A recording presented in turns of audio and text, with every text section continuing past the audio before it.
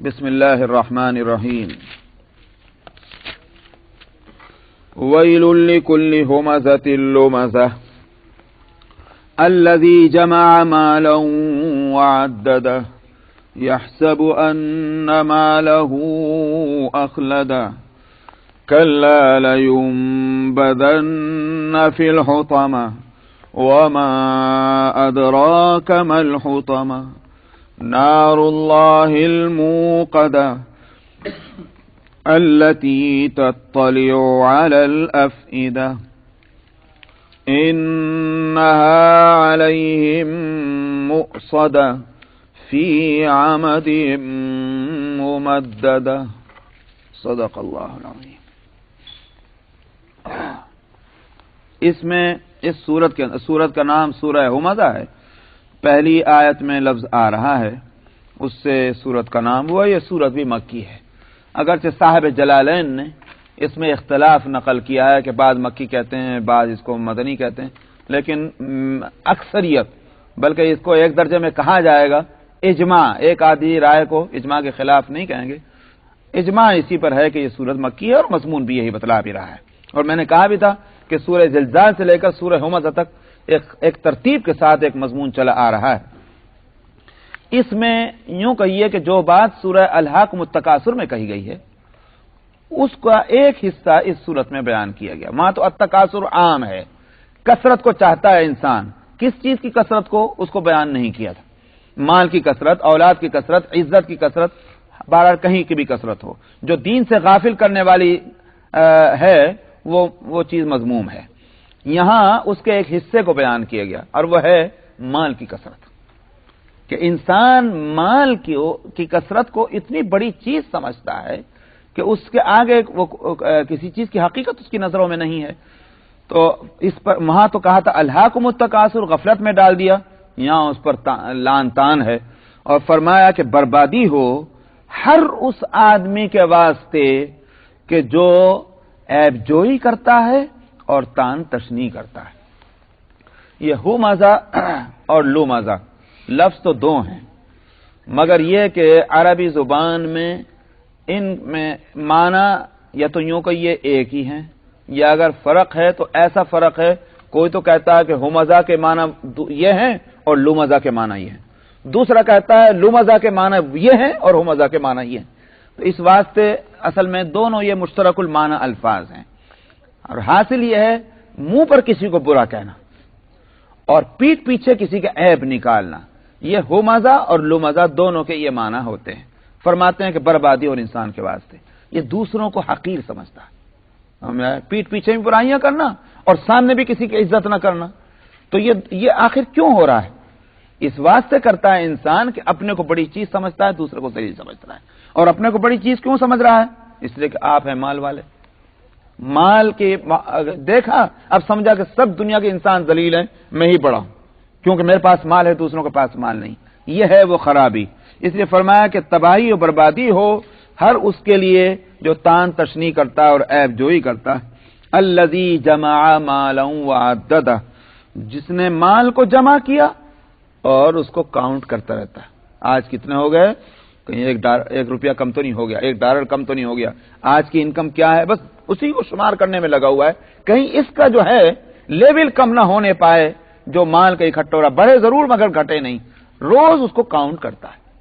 تو یہ مال کی ایسی محبت کہ اس میں ذرا کمی آنے کو گوارا نہ کرے اور اس کو گن گن کے رکھے، یہ اشارہ ہے اس طرف. ہو سکتا ہے کہ جس کے لیے جب یہ صورت نازل ہوئی تو بعض لوگوں کا مزاج مشرکین مکہ میں رہا بھی ہوگا. چنانچہ کہا بھی جاتا ہے کہ ولید ابن مغیرہ وغیرہ یہ انہی لوگوں میں تھے کہ جو مال کی کثرت کو بہت بڑی چیز سمجھتے تھے. یحسب ان مالہ اخلدہ، یہ گمان کرتا ہے کہ اس کا مال ہمیشہ رہنے والا ہے. اخلدہ کا لفظ لا ہے. اخلدہ کے مطلب ہمیشہ رہنا نہیں جو میں نے ترجمہ کیا، بلکہ یہ کہ مال ہی اس کو ہمیشہ رکھے گا. یعنی مال ہے تو میں سب کچھ ہے اور مال نہیں تو کچھ نہیں. میں بھی ہمیشہ جب یہ رہوں گا جب مال میرے پاس ہوگا.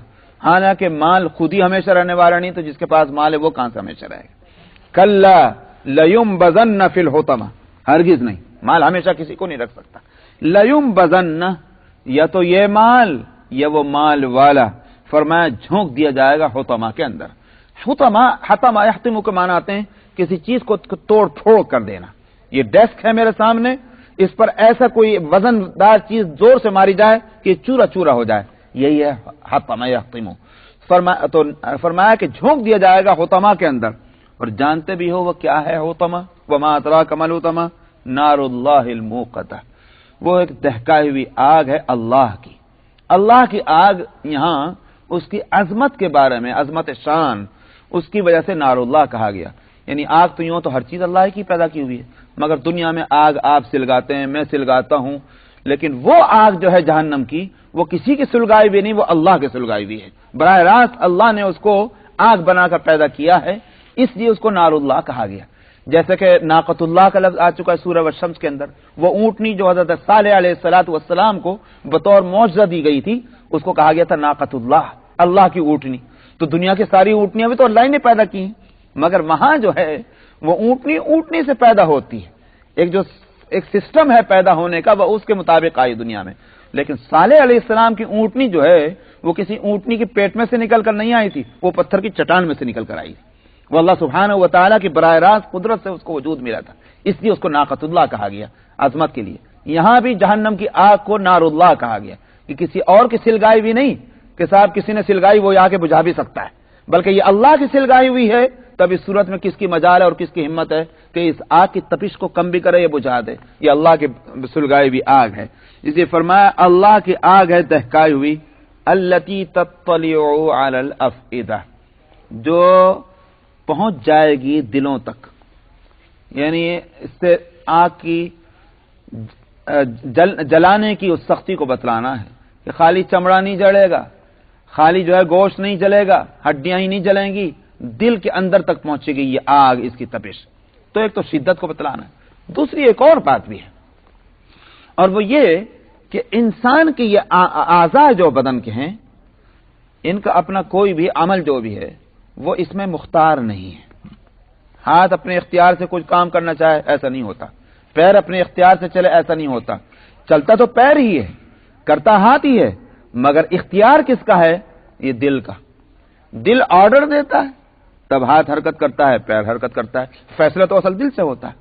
क्योंकि असल मुजरिम जो है वो दिल। इस वास्ते जहन्नम की आग भी वहीं तक पहुंचेगी कि जो असल हरकत करने वाला है और फैसले नाफिज करने वाला है। इसलिए फरमाया कि तत्तलिउ अलल अफइदा, दिलों तक की वो खबर लेगी जाकर वो आग। इन्नहा अलैहिम मुअसदा, और वो आग उनके ऊपर इस तरह से ढांप दी जाएगी कि अब उसमें से निकल कर जाना मुश्किल है। मिसाल के तौर पर अगर आप किसी चीज को बंद करना चाहते हैं तो ऊपर से कोई चीज ढक देते हैं, और ढकने का मतलब क्या हुआ? अब वो चीज महफूज हो गई, इससे निकलकर बाहर नहीं जाएगी। तो इसी तरह से आग को इनके ऊपर ढांप दिया जाएगा। माना क्या है? उसके अंदर से निकलकर जा नहीं सकते। ऐसा है जैसे किसी चीज के ऊपर ढक्कन रख दिया हो। फी अमदिम मुमद्ददा, और फरमाया बड़े ऊंचे ऊंचे सुतूनों के अंदर इनको रखा जाएगा। सुतून, पिलर्स जो हैं होंगे, उससे हासिल क्या है कि इनको इस तरह से सुतूनों से बांध कर जकड़ कर रख देंगे कि न ये हिल सकेंगे न झुल सकेंगे। ऊपर से आग का ढक्कन उनके ऊपर होगा, तो इस तरह इनको जहन्नम की आग में जलाया जाएगा कि बचकर जा भी नहीं सकेंगे।